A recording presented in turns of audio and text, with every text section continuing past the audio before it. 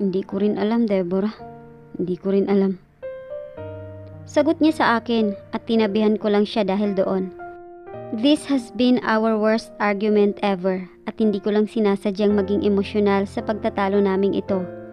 Makailang beses akong nadurog sa mga sinabi niya sa akin. Pero sa kabila lang ng lahat ng iyon ay gusto ko pa rin siyang intindihin. He carried something heavy on his shoulder at gusto ko sa mga pagkakataong kasama ko pa rin siya ay matulungan ko siyang maibsan ang kung ano mang nagpapahirap sa kanya. Noong nakatabi ko na siya ay napalingon ako sa kanya at gulantang na gulantang nga ako nang makita kong umiiyak din siya. Paanong hindi mo alam? Sinubukan kong magsalita. Namamaos pa rin ang boses ko. Ikaw ang may daladala sa sarili mo, kaya dapat alam mo. Dagdag ko. You're really a dork, aren't you? Tanong niya. If I really know, I would have taken action towards it immediately. Alam kong alam mo. Sagot ko sa kanya. Pero nagbubulag-bulagan ka lang. Masakit ang katotohanan kaya ayaw mo itong harapin.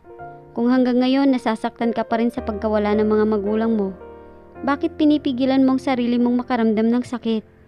Bakit mo pinipigilan ang sarili mong magalit? Bakit pinipigilan mong sarili mong matakot? I'm not. Pagtanggi niya. In fact, I'm always hurting. I'm always angry. And I'm always afraid. Pero yung sakit, galit at takot mo, sa maling paraan mo pinapalabas. Sagot ko sa kanya. Sa ibang tao mo lahat tinaptap ko ng sama ng loob mo at nagiging unfair ka na sa kanila. Naiiyak na naman ako. That's why I want to be alone, so I wouldn't be able to hurt anyone. Ayan na naman siya. Ayan na naman. Pinahiran ko ang mga luha ko. Hindi mo ko naiintindihan. Hindi mo rin ako naiintindihan, Deborah. Bakit hindi? Sobrang talino at sobrang perpekto mo na ba talaga para hindi kita maunawaan? Napahagulgol ako. Bakit? Ellen ka ba? Bakit? Ikaw na ba ang susunod sa Jesus Christ, ha? You're so noisy. Ang punto ko lang naman, maging sincere ka sa sarili mo. Kapag nasasaktan, nagagalit o natatakot ka, aminin mo. Hindi yung pinapasa mo yung sakit sa iba. If I'm going to be soft, no one would respect me. Nanghina akong bigla sa sinabi niya. Sa tuhod ko, doon na lang ako umiyak. Come on, why are you so concerned for me? Tumawa siya ng mapait. When in fact, after this pretend relationship of ours, it seems like you don't even have plans to see me again. Naisip ko ulit yung nasa contract na bawal ko na siyang kitain kapag natapos na ang pretend relationship namin. Iyon ang dahilan ko. Ikaw ba?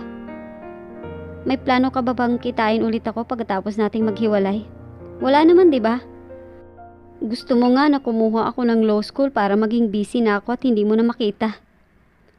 Lumingon siya sa akin. Nagkatinginan kami. Kumabog ang puso ko ng pagkalakas-lakas. Maya-maya pa, unti-unti niyang nilapit ang mukha niya sa akin. Ginagawa mo? Tanong ko, pumiyok-piyok pa rin ako dahil sa pag-iiyak. I'm giving you my answer. Sagot niya. Napatingin siya sa mga labi ko. Hindi ko rin maiwasang mapatingin sa kanya. Ipipikit ko ba mga mata ko? Nauutal kong tanong. Alam kong hahalikan niya ako, hindi ko alam kung bakit, pero ayaw ko na magtanong. Gusto ko rin talagang halikan niya ako. It depends on you. Sagot niya. Ayaw kong ipikit ang mga mata ko. Sagot ko sa kanya. Pahina ng pahina ang boses namin. It's fine. Sagot niya. Kumurap ang mga mata ko. Bakit kahit gusto kong nakadilat lang ako ay napapikit pa rin ako? Sobrang kaunti na lang talaga ang kulang at maghahalikan na kami. Pero naputo lang lahat ng iyon nang biglang nagbukas ang pinto ng kwarto namin. Kasabay niyong iniluwa ang mga empleyado niyang tila kanina pa yata nakikinig sa pag-aawayan namin. Huy, Deborah. Anong ginagawa niyo kanina ni Atty. Lexus? Maghahalikan ba dapat kayo? Tanong sa akin ni Joanne habang parehong may nafi-face paint sa mga mukha namin. Nasa labas na kami ng hotel at nasa buhangin na nga kami ngayon. Magkahiwalay ang mga babae sa mga lalaki. Yung mga lalaki nasa kabilang puno ng niyog at nagpapahina tato, habang ang mga girls naman ay nagpapa-face paint dito sa mas pandak na puno ng niyog. Malapit nang mag-12 at maya-maya ay babalik na kami ulit sa hotel para mag-lunch, kaya habang naghihintay ay eto munang ginagawa namin. This is our last day in Boracay too, at mamayang hapon nga ay magliliwaliw ulit kami. Hindi pagtanggi ko kay Joanne. Deborah, huwag ka na nga mag-deny, narinig namin ang lahat. Sabi naman ni Angelina. Oo nga. At kung hindi pa nga siguro namin kayo inistorbo, baka nagkantutan na kayong dalawa eh. Si Stephanie naman, ang may pinakaburarang bibig sa lahat. Nagdawanan silang tatlo, kasama pa ng ibang mga babaeng staff. Hindi ko nga na lang sila pinatulan at napatingin na lang ako sa gawin ni Attorney Lexus. At gaya ko ay tinutuksulan din siya ng mga lalaki niyang staff, lalong-lalo na ng kanyang mga junior attorneys. Naniningkit ang mga mata niya dahil sa lakas ng sinag ng araw, habang may kung anong bagay siyang pinapatato sa kamay niya. Noong napatingin siya sa akin, agad akong nag-iwas. Kumalabog ang walang kasing tindi ang puso ko. Hahalikan niya na dapat ako kanina. At bakit niya naman gagawin iyon? At bakit hindi ko siya pinigilan? Pagdating ng lunch, tahimik lang kaming dalawa habang sobrang ingay naman ang staff niya. Katabi ko lang siyang kumakain at ingat na ingat nga akong huwag mapalingon sa kanya. What's with your face? You look like a dork. Natatawang sabi niya makalipas ang ilang sandaling pananahimik. Tinutukoy niya iyong face paint sa mukha ko. Naipikit ko ang mga mata ko dahil sa inis. May nginunguya ako noong sabihin niya iyon sa akin, kaya nilunok ko muna iyon bago siya sagutin. Butterfly yan, butterfly. Giit ko. Really? But why does it make you look like a dork? Grabe talaga. Nagsisiliparan na naman ang mga dandruff ko dahil sa inis ko sa kanya. Gaya ng observation ko, nagiging mas makulit siya kapag ini-entertain ko, kaya hindi ko na lang ulit siya pinansin. Nag-focus lang ulit ako sa kinakain kong crabs. Akin na. Bigla niyang kinuha sa akin yung crab na hindi ko mabuksan-buksan. Aagawin ko pa sana iyon sa kanya, pero huling-huli na ako kasi paglingon ko. Nilalagay niya na ang mga hinimay niyang crab meat sa plate ko. Sinita ko siya nang may mapansin akong henna tattoo sa ring finger niya. Inosente siyang napalingon sa akin. Ano yung nasa finger mo? Tanong ko. Mabilis niya yung itinago. 1, 2, 3. Pagbibilang ko. Babalibagin ko tong mesa kapag hindi mo yun pinakita sa akin. Banta ko sa kanya. Napatingin siya sa mga empleyado niyang nakatingin sa amin. This is just nothing. Kaya patingin nga. Bukang-buka ang bibig ko sa sinabi kong iyon sa kanya. Nagmisulan naman siyang asong pinagalitan ng ilahad niya ang likod ng kamay niya sa akin. Yung kabila! Sigaw ko. Sinusunod niya naman ang sinasabi ko. Binigay niya ang kanang kamay niya sa akin. Inirapan ko siya. Napahawak ako sa malaki niyang kamay at kinilatis nga kung ano yung nakasulat sa tattoo sa ring finger niya. Cursive iyon na nakaikot sa buong daliri. Kaya medyo natagalan akong basahin at noong matanto ko nga kung ano ang nakasulat doon, ay tulala lang akong napatingin sa kanya. Do you think you're the only Deborah in the world? Depensa niya, napalunok ako. Attorney Lexus? Why? Parang bata niyang depensa. Kumurap ako ng 4 na beses. Hindi lang Deborah ang nakalagay sa tattoo mo, kundi pati apelyido ko rin. Mabilis siyang napatingin sa daliri niya. Deborah Galang. Mahina niyang pagbasa. That artist. Aniya, sabay napatingin sa labas. Hinahanap iyong nagtattoo sa kanya. I told him to include my surname. He only wrote Deborah Galang when in fact, I instructed him to write Deborah Galang Park. Naghiyawan ang mga empleyado niya dahil sa kilig. Pulang-pula naman ako. Huy Deborah, sa tingin ko may crush sa'yo si Attorney Lexus. Sabi sa akin ni Angelina habang namimili kami ng mga pasulubong sa isang store. May kanya-kanyang ganap ang mga staff ni Attorney Lexus at nagkataong kaming 4 lang nila Joanne, Stephanie ang magkasama ngayon. Oo nga. Nakakakilig. Tumili si Joanne. Walang forever. Bitter na sabi ni Stephanie. Nagpatuloy lang ulit kami sa pamimili ng mga magagandang pasalubong doon at hindi ko nga mapigilang maisip ulit si Atty. Lexus Park. Kasama niya ngayon si Long, Short at ang 5 niyang junior attorneys at parang may pinupuntahan yata silang diving spot kung saan sila magkiklik diving. Medyo malayo iyon dito sa station pero kahit ganun, lumilipad-lipad pa rin ang isip ko papunta sa kanya. Kahit ako ay nalilito sa mga pinaggagawa niya sa akin eh. Hindi ko alam kung pinagtitripan niya lang ba ako o totoo na ba talaga yung mga pinapakita niya.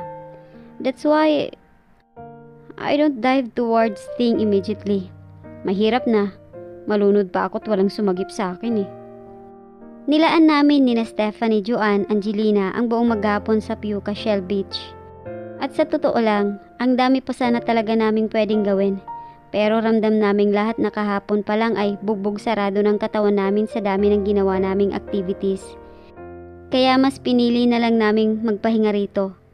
Nilatag namin ang kanya-kanyang towel sa buhangin at doon nga kami nag-sunbath. Hindi gaya ng ibang parte sa Boracay.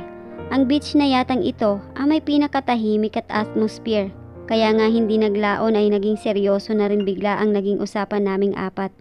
Habang pinapakinggan ang ihip ng hangin at ang paghampas ng mga alon. But Deborah, you know what? We're really happy na nakilala ka ng boss namin. Pag-amin ni Angelina. Alam mo bang sa ilang taon naming pagtatrabaho sa law firm niya, ngayon lang namin siya nakasama sa isang Christmas party? Anang naman ni Joanne. Kaya kung ako sa'yo, wag mo na siyang pakawalan. Derechahan namang sabi ni Stephanie. Nginitian ko sila. Masaya rin akong nakilala ko siya. Pero, hindi naman kami magtatagal eh. Nakakontract lang ang pagiging girlfriend ko sa kanya at wala rin namang namamagitan sa amin. Paano ngayon yan? Nalungkot bigla si Angelina. Balik simangot na naman ulit si Atty. Lexus kapag wala ka na. At balik super strict na naman ulit. Dagdag ni Joanne. Deborah, maangas na sabi ni Stephanie. Alam mo bang birthday niya bukas? Ha? Magka-birthday kami? Tanong ko sa kanilang dalawa. December 24 din ang birthday ko. But Atty. Lexus, ito seryoso. We are really happy to see you smiling because of Deborah. Eksplika ng kanyang pinaka-Englisherong junior attorney niya na si Atty. Jude. Kasalukuyan sila ngayong nakalukob sa dagat kasama ang iba pa niyang junior attorney na sina Brute, Dex, Jordan at Concept. Kasama rin nila si Long at Short at kaka-cliff dive nga lang nila mula sa main deck ng Ariel's Point. Hindi niya na sinagot si Atty. Dex at sinita niya na lang si Atty. Concept. You punk. You know how to dive, but you don't know how to swim? Nalunod ka pa kaninang umaga. Hays. Napayuko lang ito sabay winisikan niya ng tubig alat. What? Concept? Nalunod ka kaninang umaga? Ay, halika nga dito. At pinagkaguluhan na nga ito ng mga kasama. He smiled when he saw his boys. At habang nakalutang nga sa tubig dagat ay naisip niyang muli ang sinabi ni Atty. Dex sa kanya. I'm happy too that I'm smiling because of Deborah. Sagot niya sa isipan. Gabi na nang makabalik sila sa Station 1 kung saan naroon ang hotel na tinutuluyan nila at nang makarating nga sila roon ay naroon na rin sa labas ang mga babae niyang staff. Ang iba ay nakapalibot na sa bonfire habang ang iba naman ay nag-iihaw ng barbecue at isa sa mga naglulutong iyon ay si Deborah. Napamura ito nang makita siya nito. You know how to cook? Tanong niya rito. Tumangulang ito. Then, you're already perfect to become a wife. Ani niya. Napatitig si Deborah sa kanya at maya-maya pa nga ay sinipa siya nito sa tuhod. Aw! Nagluluto ako. Huwag mo nga akong istorbohin. Hi, Atty. Lexus. Isang babaeng staff niya ang bumati sa kanya na kasamang nagluluto ni Deborah, si Angelina. Sinaluduhan niya ito ng tingin. Tumili naman ito. Deborah, bili lang kami ng uling. Hinatak ni Angelina si Joanne na bumati rin sa kanya. Teka! Hindi na nakapalag si Deborah nang iwan siya ng mga ito. Si Attorney Concept. Sumulpot bigla sa gilid niya si Stephanie, kasama nina Angelina at Joanne sa receiving area ng law firm niya. Mukha ba akong hanapan ng ex? Sita ni Attorney Lexus dito. Tinaasan lang siya nito ng middle at umalis na. I should do some random drug testing someday. One of my staff is acting like a drug lord. He murmured habang tinatapunan ng tingin ang papalayong si Stephanie. Deborah, how do you do that? Teach me. Binalik niya ang atensyon niya kay Deborah na nasa gilid lang niya. Huwag ka nga. Pagod itong kumurap. Even the way she blinks is pretty. Komento ni Attorney Lexus sa kanyang isipan.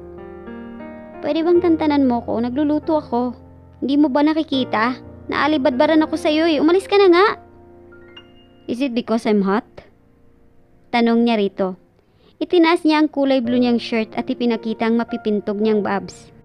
Ay, ang kulit mo. Sita nito nang pakiramdam niya ay kakaratihin na siya nito ay tinigilan niya ito at tinulungan na lang dalhin sa bonfire ang mga barbecue na luto na. Sumunod na sa kanya si Deborah at tabi na nga silang naupo roon. Nakapalibot ang lahat ng staff niya sa bonfire at tanging liwanag ng apoy lang ang nagsisilbing ilaw nila. Nakaupo silang lahat sa buhangin at sa gilid naman nila ay ang medyo maalo na dagat. Habang busy ang isa't isa sa kanyang ganap, napatingin lang siya kay Deborah na medyo napawisan na dahil sa pagluluto nito kanina. She's really beautiful, ani niya. At para mas lalo pa nga itong gumaganda, ay pinunasan niya ang pawis nito gamit ang laylayan ng shirt niya. He doesn't mind getting dirty. It will be Deborah's sweat that will grease him. Luckily, hindi naman umalma si Deborah sa ginawa niya. Who made you work like hell? Tell me, I'm going to fire them. Aniya rito. Nirolyohan lang siya ni Deborah ng mga mata at pinakain na ng barbecue. Gustong gusto niya talagang inisin ito. Happy birthday to you. Happy birthday to you. Happy birthday, happy birthday. Naitaas bigla ni Attorney Lexus ang mukha niya nang marinig ang pagkanta ng mga staff niya. Dumating rin sina Stephanie, Joanne at Angelina na tangan-tangan ng isang cake sa ibabaw ay may 2 kandila at may picture nilang dalawa ni Deborah. Huh? Is it your birthday today? Tanong niya kay Deborah. Bukas pa. Anito at mukhang alam na ang pa-surprise na ito. Talaga? Tomorrow? We have the same birthdays? Tanong niya rito at hindi na nga ito sumagot nang nilagay na sa harap nilang dalawa ang cake. Dahil last night na natin dito at hindi na natin magagawang i-celebrate ang birthday ni Attorney Lexus at Deborah, then let's just celebrate their birthdays today. Anunsyo ni Angelina. Yay! May nagsiputukang party poppers at maya-maya pa nga ay may naglagay na ng party hat sa kani-kanilang 2 ulo ni Deborah. Napatingin siya kay Deborah at hindi nito magawang makatitig sa kanya. Nagpigil siya ng ngiti. Is this your plan? Tanong niya rito. Umiling-iling ito. Sina Angelina ang nag-isip nito, hindi ako. Pero bakit hindi ka makatingin sa akin? Tanong niya. Tumitig ito sa kanya para pasinungalingan ang sinabi niya. Do we really have the same birthdays? Pagkukumpirma niya. Oo. Nakagat ni Attorney Lexus ang iba mang labi niya. Bakit? Tanong ni Deborah. Wala. Aniya at hindi nga niya namalaya na nag-uusap na pala sila in a way na parang sila na lang ang tao rito ngayon. It's just nice to know that we have the same birthdays. It feels like we're really destined for each other. Nabawi lang ang atensyon nila nang magpasimuno na ng game si Short. Spin the bottle with a twist. Magsasabi ng tungkol sa buhay niya ang magtuturo ng bottle. Napatili ang lahat nang umikot na ang bote. Si Joanne ang unang naturo nito. Ako? Nahiya ito. 25 years old na ako. 3 years ko na rin sa law firm ni Attorney Lexus. At ano pa ba? Wala akong boyfriend. Becky naman. Nagtawanan ng lahat, umikot ulit ang bote at sunod ngang napili si Angelina. I'm 26, walang boyfriend. At gusto ko lang pong aminin na crush ko po si Sir Short. Nagdilian ang lahat. Natawa naman si Attorney Lexus at binatungan niya ng plastic cup ang kilig namang driver at bodyguard niyang si Short. Si Stephanie naman ang sunod na naturo ng bote. Ako si Stephanie, 23. Ex ko si Attorney Concept at mahal ko pa rin siya. Wagas ang naging halakhak ng lahat sa pagiging diretsyo nito. Sunod na naituro ng bote si Long. Long, aka Ram Chato, 22. Crush ko si Deborah. Sinigawan ito ni Attorney Lexus. Kinilig naman si Deborah sa tabi niya. Ako rin, crush ko si Nona. Pag-amin din ni Attorney Concept nang siya ang ituro ng bote. You punk. Sabay sinunggod ni Attorney Lexus at Stephanie si Attorney Concept. Nagtawanan lang ang lahat. Umikot pa ng umikot ang bote at naging maskwela pa nga ang mga sumunod na kaganapan dahil ang spin a battle with a twist na pinlano nilang lahat kanina ay nauwi lang sa pag-aminan kung sino ang mga crush nila. Maraming nagkabukingan at marami ring napaamin nang wala sa oras. Naging seryoso lang ulit ang lahat nang si Short na ang naituro ng bote. Ako si Short, aka Eufrasio Lauzon. At alam niyo namang sigurong driver at bodyguard ako ni Attorney Lexus. Pero kahit ganun, kita niyo naman, parang department head lang ang datingan ko, di ba? Natawa ang lahat sa sinabi nito. Pero bago pa ako naging ganito, bago pa ako nagmukhang kamukha ni Lee Min-ho, nagtawanan ulit ang lahat. Ay, minsan na po talaga akong nakulong. Confession nito. Attorney Lexus doesn't want to hear this, pero dahil nakapulupot ang kamay ni Deborah, ay hindi niya magawang makaalis. Ayaw niya talagang mapakinggan muli ang kwento nito. Simply because it hurts Short and it hurts him too. Illegal use of drugs ang naging kaso ko noong nag-18 ako at iyon din ang unang pagkakataong nakulong ako. Bagong salta at galing ako sa probinsya sa mga panahong iyon. At sa seaport pa lang kung saan ako unang bumagsak ay nahuli na ako ng mga otoridad nang matimbog na sa may iba't ibang drugs sa loob ng tiyan ko. Maraming napatakip ng bibig sa sinabi ni Short. At kahit mukha lang akong drug addict sa mga panahong iyon, ang totoo po niyan ay hindi po talaga ako gumagamit ng kahit na ano at nasaktuhan lang talagang ako ang napagtripa ng mga kumag na lagyan ng drugs ang loob ng katawan ko noong napag-alaman nilang luluwas ako ng probinsya. Pinlano kong umalis sa amin para makapaghanap ng trabaho at makatulong sa pamilya ko. Akala ko mabubulok na ako sa kulungan dahil bukod sa walang naniniwala sa akin, ay wala rin ako mapagsabihan ng totoo dahil binabantaan ng mga kumag ang buhay ng mga magulang ko at pati na ng mga kapatid ko. At hulog nga ng langit nang dumating sa buhay ko noon si Attorney Lexus.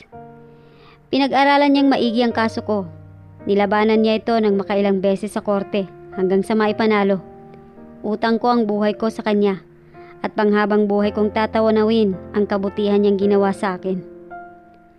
May mga naiyak sa binahagi ni Short kung saan ang iba ay nagpapalakpakan. Naiturong muli si Long pagkatapos. Same with Short, isa rin ako sa mga natulungan ni Attorney Lexus.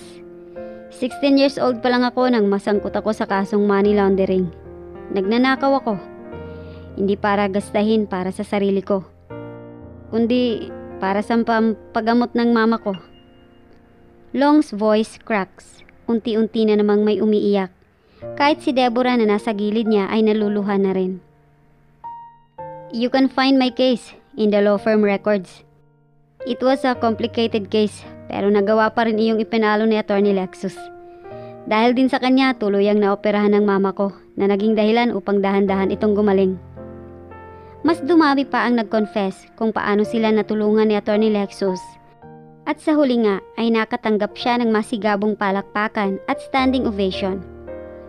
Yeah, punks, do you think that I had helped all of you just because I am concerned of your lives? I only won your cases because there are great money involved with it.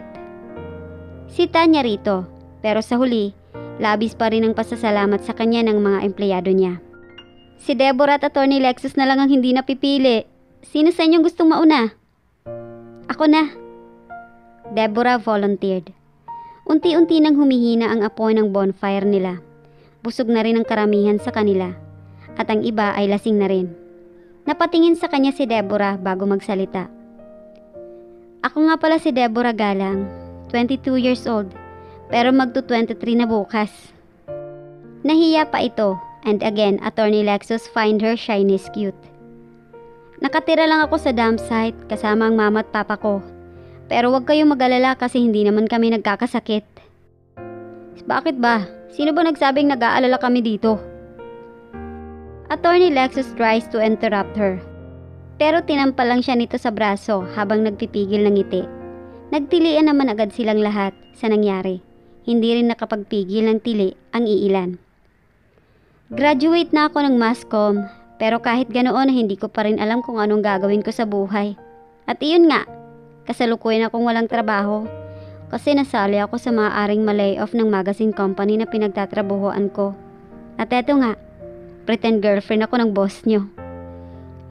Nagtilian ulit ang lahat.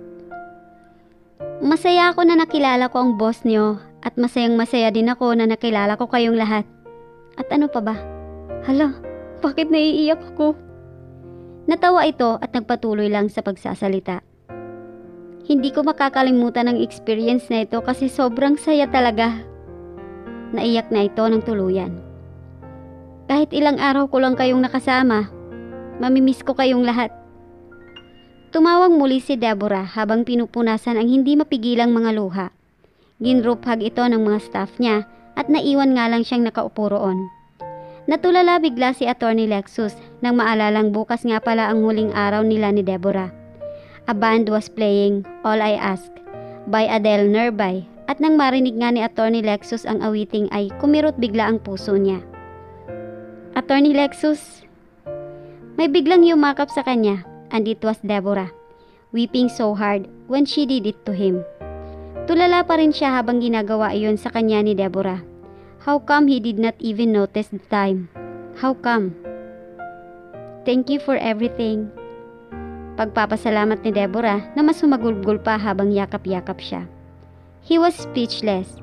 He doesn't know what to say. He doesn't know what to do. Deborah. He can't hear his own voice. You said I should be sincere with myself. He's struggling to say it. Then I'm going to be honest right now. Please, don't leave me. At iyon na nga lang ang nasabi niya matapos ang ilang sandaling pagkatulala at pananahimik. A strong wind came to them. Their bonfires loosed the flame. At sa pinakaunang pagkakataon, pinanalangin ni Attorney Lexus na sana ay hindi tangayin ng hangin ang mga sinabi niya. He wants Deborah to remember his words, because those words are his very first words that fall off from his lips out of sincerity. And those words were true simply because those 4 pity words was from his heart and not from his mind.